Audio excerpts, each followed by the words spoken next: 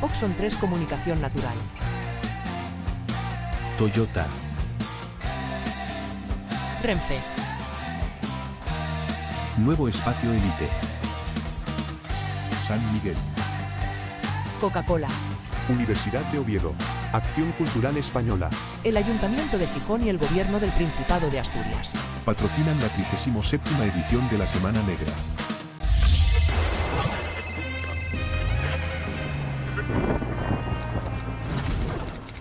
Sí, hola, buenas tardes. Gracias a todos los que nos acompañan en esta tercera de las presentaciones en la Carpa de la Palabra de la Semana Negra. Y este año en la Semana Negra decidimos hacer un pequeño experimento que es mezclar entre los diversos géneros que solemos tratar: ensayo, no ficción criminal, histórico, ciencia ficción, evidentemente negro criminal. También hacer una referencia a la literatura deportiva, pero entendiendo el concepto de literatura deportiva en un sentido amplísimo. Y el libro del que vamos a hablar hoy, obra de Felipe de Luis Manero, es Urtain, pero Urtain no es una biografía de Urtain. Urtain es una crónica de una época. Probablemente todos saben quién fue Urtain. Fue una figura extremadamente popular en la España de finales de los 60, principios de los 70. Luego fue un hombre que, incluso ya alejado del deporte, en determinados momentos tuvo apariciones en la prensa. Y hay un tópico que es el del boxeador que sube y luego cae en desgracia, y eso forma parte de la tragedia de Urtain, pero la vida de Urtain es mucho más que el tópico. Y el libro de Felipe, hay que reconocerlo, es muchas cosas.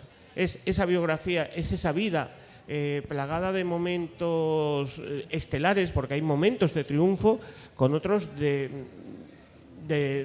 verdadera oscuridad. Pero también es nuestra historia, es la historia de una sociedad que en un momento dado de la nada sale un ídolo que de repente está en todos los lados, en las portadas de los periódicos, en la radio. Los combates se transmitían y se vendía la imagen de que esa España de ese momento pues podía estar a la altura de los grandes eventos deportivos internacionales. Pero es también la etapa de aquel momento, de cómo alguien pasa del todo a la nada y de la nada al todo. Es muchas cosas. Vamos a hablar a lo largo de los próximos minutos de este Urtain con Felipe y les invito a que nos acompañen.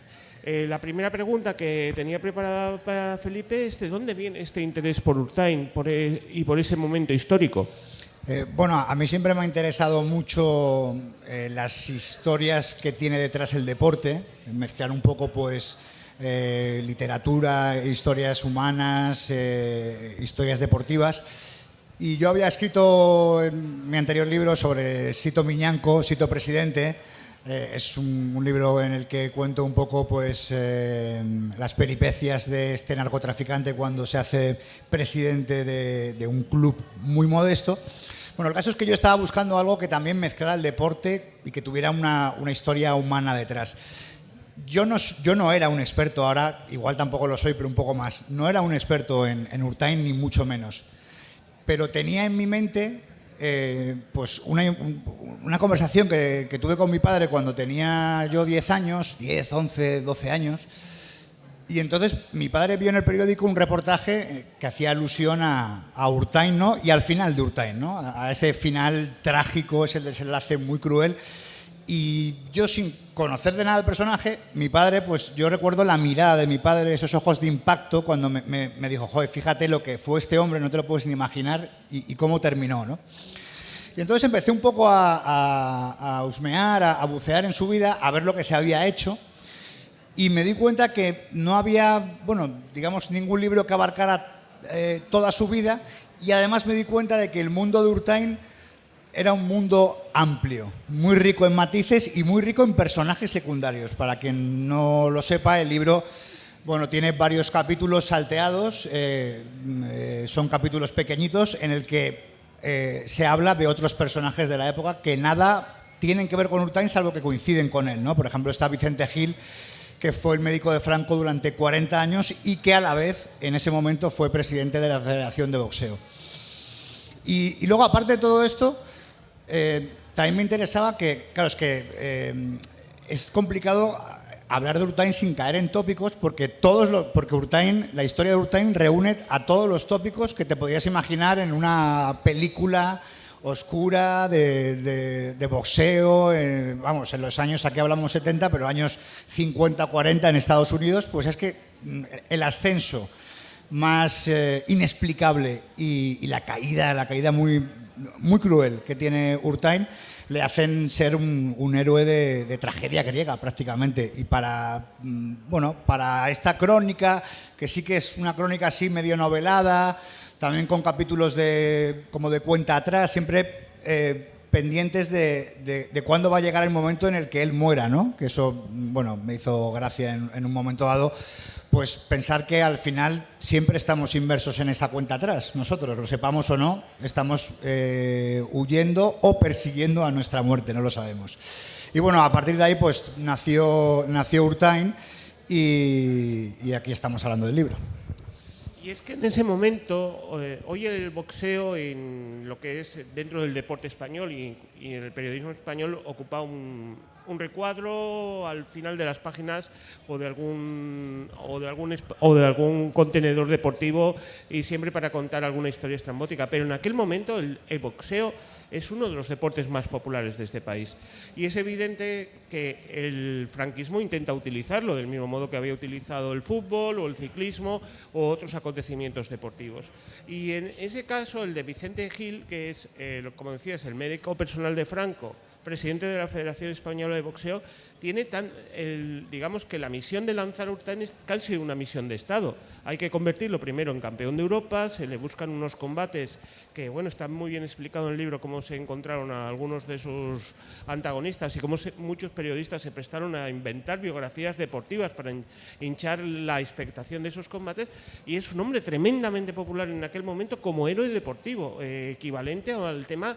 En cuanto a repercusión, un combate de Urtain sería el equivalente a una final de la Eurocopa.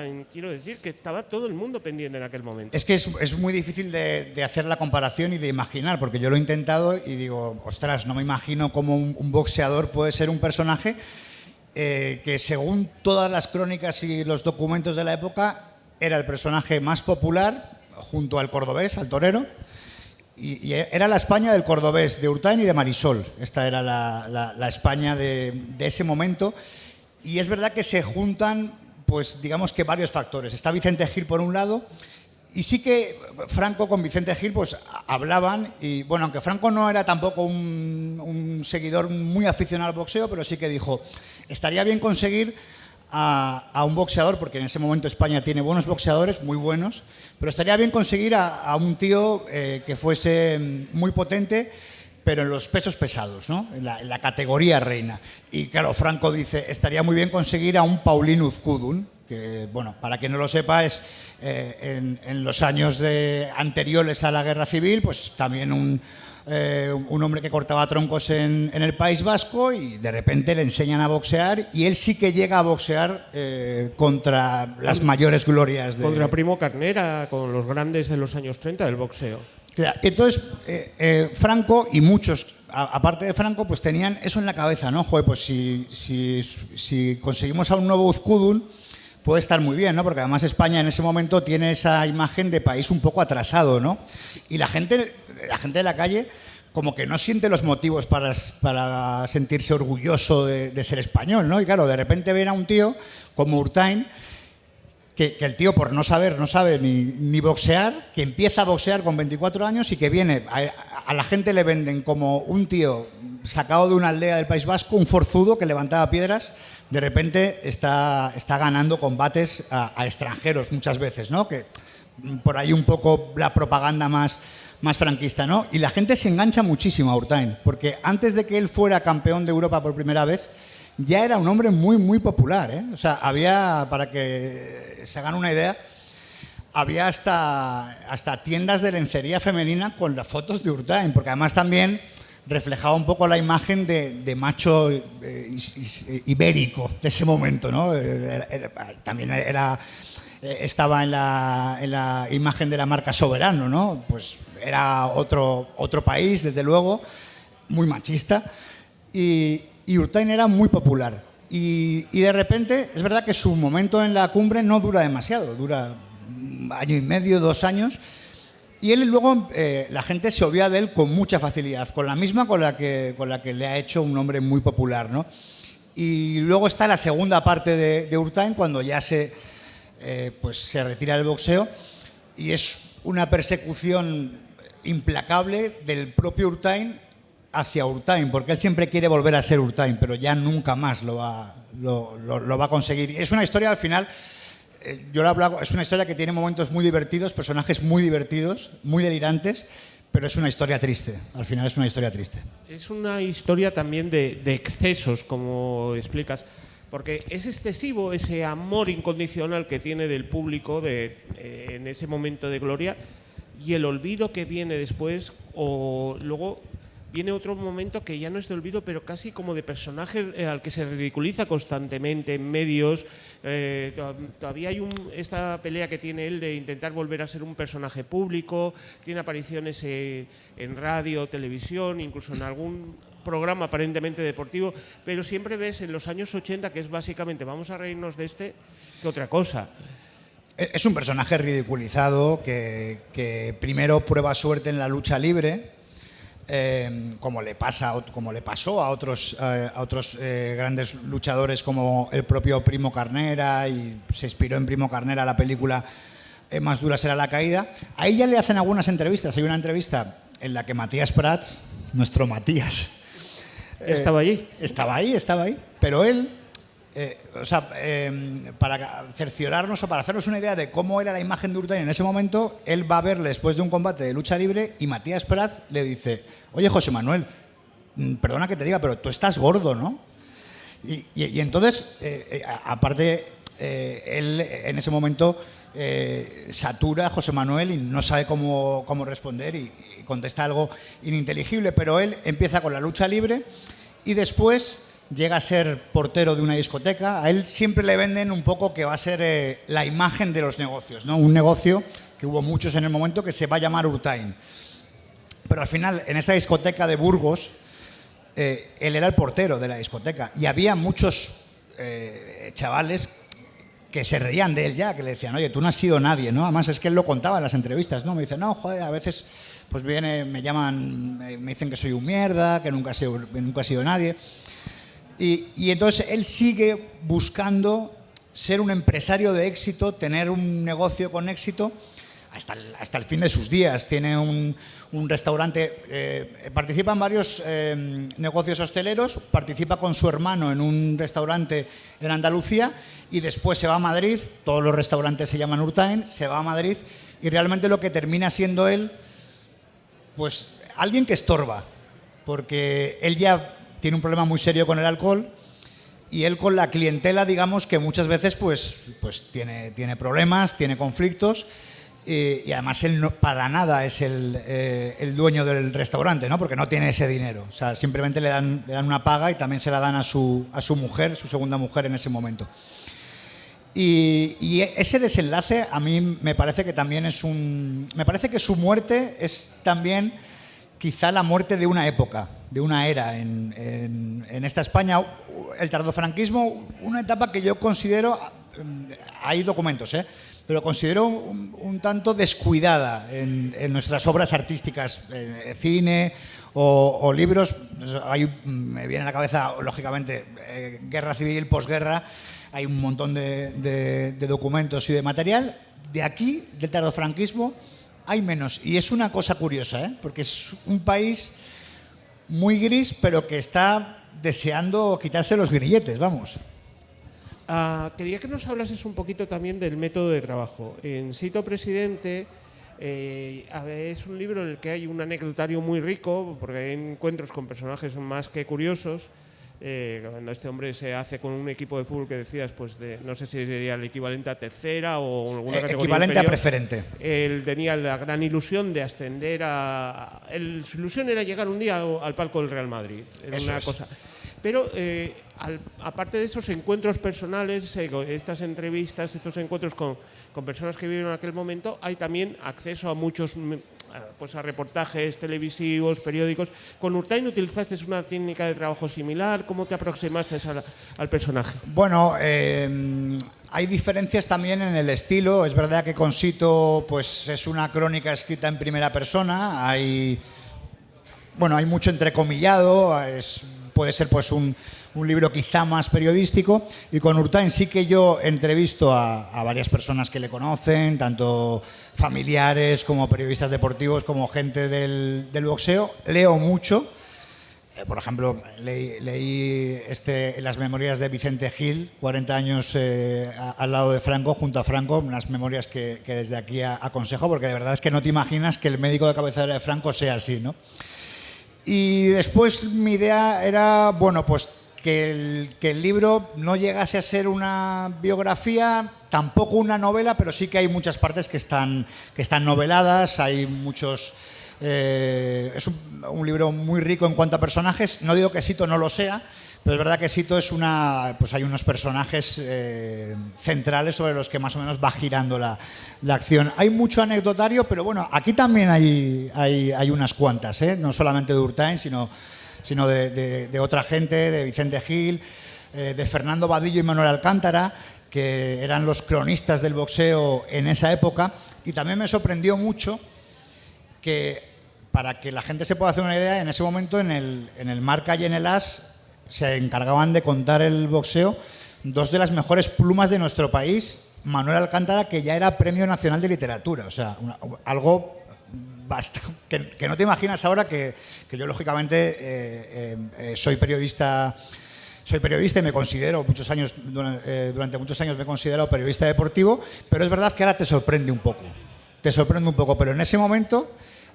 pues a mí también me gusta de la historia de Urtain que la prensa, los periodistas, son personajes principales, por una parte, son personajes principales.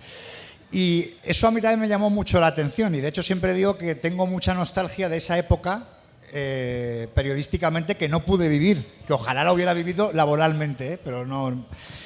Y bueno, pues no sé si he respondido o no a tu pregunta, sí, pero es un método parecido, pero quizá a la hora de ejecutar, de ponerlo en práctica, pues intenté ser un poco diferente. Y hay un tema que es el boxeo por sí. Urtain, como bien dices, nunca fue boxeador. Es un señor al que le sacan, le llevan a Madrid, se cocinan unos combates. Él nunca llega a ser un boxeador. Muy al final un tiene poco unas ya herramientas, tiene un físico potente, pero claro, coincide en una época hay una época precedente que es José Legrá, luego está claro, luego viene Alfredo Evangelista, que claro que ellos son deportistas. Pedro Carrasco, incluso Miguel Velázquez. Pedro Carrasco, que fue un peleador estupendo. Lo que pasa es que alcanzaron un reconocimiento deportivo. Ellos sí que triunfan deportivamente y son personajes populares, pero no llegan a alcanzar el nivel de popularidad de Urtain, pero ni de lejos. Y de hecho, cuando el contraste de eso, ¿no? Dice los mejores deportistas, los mejores en lo suyo, por decirlo de alguna forma, están siempre a la sombra del fenómeno Urtain. Y al principio, de hecho, los boxeadores profesionales sienten cierto recelo por Urtain, y hay cierto rechazo, pero que dura muy poco, porque luego conocen al personaje y, bueno, pues conocen esa candidez, esa ingenuidad, que a veces incluso parece tan excesiva que dices, a lo mejor se estaba riendo el de todos, que es una duda que yo todavía mantengo hoy de Urtain. Pero es verdad que él, antes incluso de ganar ningún título, es el boxeador, sin duda alguna, más popular de España. Nunca llega a ser un gran boxeador. Yo hablaba con Alfredo Relaño, que fue director de las mucho tiempo y conoció a Urtain. De hecho, también sale Alfredo en el libro. Y él me decía, mira, al final de todo, cuando él se retira, por hacer un símil con el fútbol, podríamos decir que es un boxeador de UEFA, de media tabla para arriba, pero nunca llega a ser un top.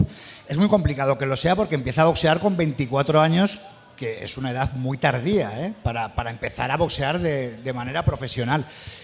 Y ya te digo, ya al principio, pues de hecho hay algunos que le tienen cierta tirria, pero dura poco porque conocen al personaje y como que dicen, pues no me puede caer mal este tipo?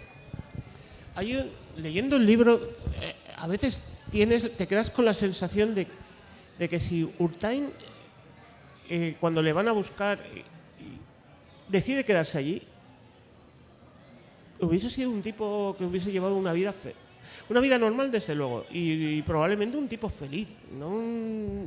Creo que todo lo que vino, todo esto, la búsqueda de la fama y demás, es a consecuencia de... No, porque inicialmente este hombre no tenía ese motor.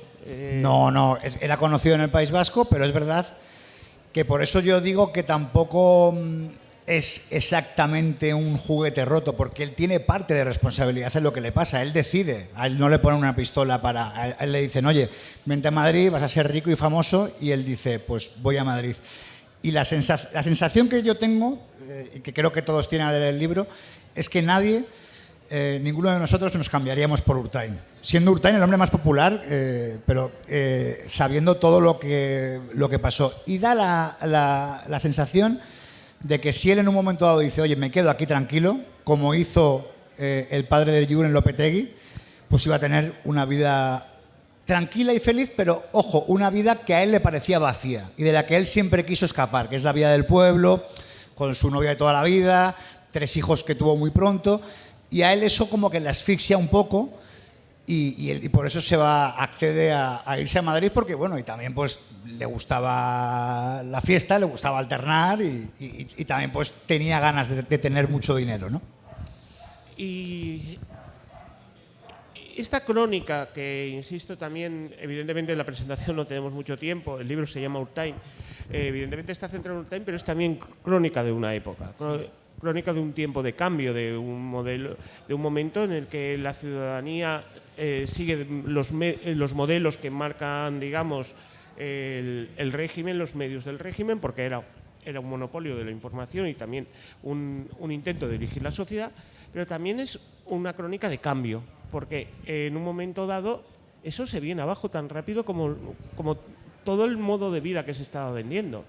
Se habla de una aparente modernización del país, de que todos somos los mejores de Europa o estamos al mismo nivel que ellos, y al mismo tiempo cae el mito Urtain, y es también como coincide con un momento de necesidad de cambio de la sociedad española, diciendo, por aquí no puede esto aguantar mucho más. Sí, es verdad que es lo que decía antes, ¿no? Era un país en ese momento gris, pero que estaba deseando llegar ya al color, ¿no? Y tener color. Es una época, por ejemplo, el nacimiento de una parte de la bohemia madrileña o española. Por ejemplo, son las noches en las que Manuel Alcántara conoce a José Luis Garci, cuando Garci todavía, obviamente, no es un hombre muy reconocido, pero y luego también es una época en la que el dictador, y yo creo que eso se refleja bien en el libro, el dictador es un hombre de 70 y pico años y es un hombre que está más cercano a ser un anciano que da la mano, que hace pasamanos en el Palacio del Pardo,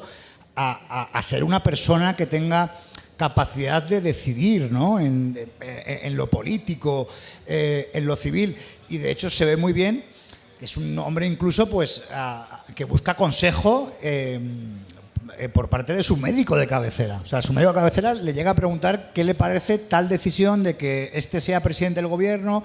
Y es una época interesante porque es lo que tú dices, que es verdad que, que se rompe una era con Urtain, cuando Urtain deja de ser famoso, deja de ser popular, y después cuando Urtain muere, porque fíjate que Urtain muere, se suicida, se tira desde un 10º piso, días antes de que empiecen los Juegos Olímpicos del 92. O sea que eso también es como una imagen que te dice mucho de esa España, porque la España a partir de los Juegos Olímpicos del 92, digamos que también es otra España, ¿no? Hay un espaldarazo, es otra España, y es verdad que hay una España que va muriendo y se muere con Urtain.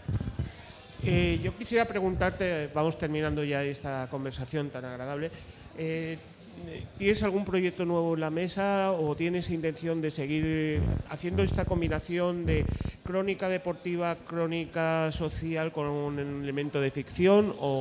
Pues ahora mismo, si te digo la verdad, estoy más metido en proyectos de ficción, estoy explorando la ficción, ya tengo una novela terminada. Estamos, bueno, los procesos de publicación son arduos y largos, pero bueno, ya se está moviendo. Y de momento tenía pensado, a excepción de lo autobiográfico, dejar un poco la realidad. O sea, no me voy a ha sido Sito, ha sido Urtain, no me voy a meter ahora con un tercero, de momento no. No lo descarto en el futuro, pero ahora sí que estoy explorando un poco más la ficción y ojalá dentro de algún año pueda estar aquí en la Semana Negra por una obra de ficción. Pues a la espera que...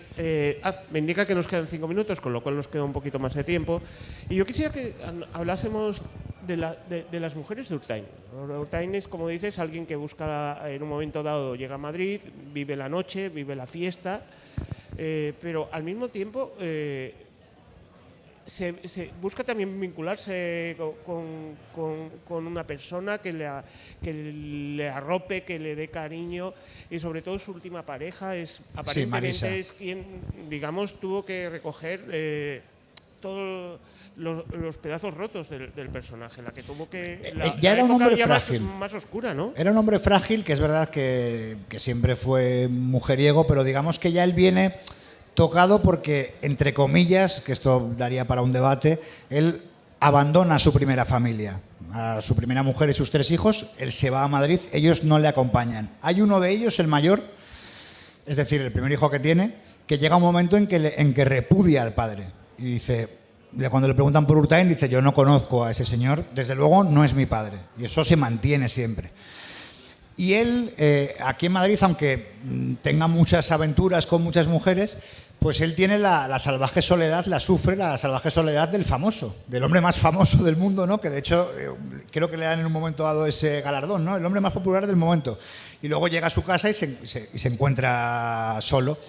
Encuentra a Marisa, que a Marisa la encuentra en su etapa final de boxeador, y Marisa sí que consigue lo que también en un momento dado logra Anchoni, su hermana pequeña. Con su hermana pequeña también tiene un vínculo muy especial, y son personas que lo cuidan, que están preocupadas del derroche del dinero, de con quién se junta, con quién no.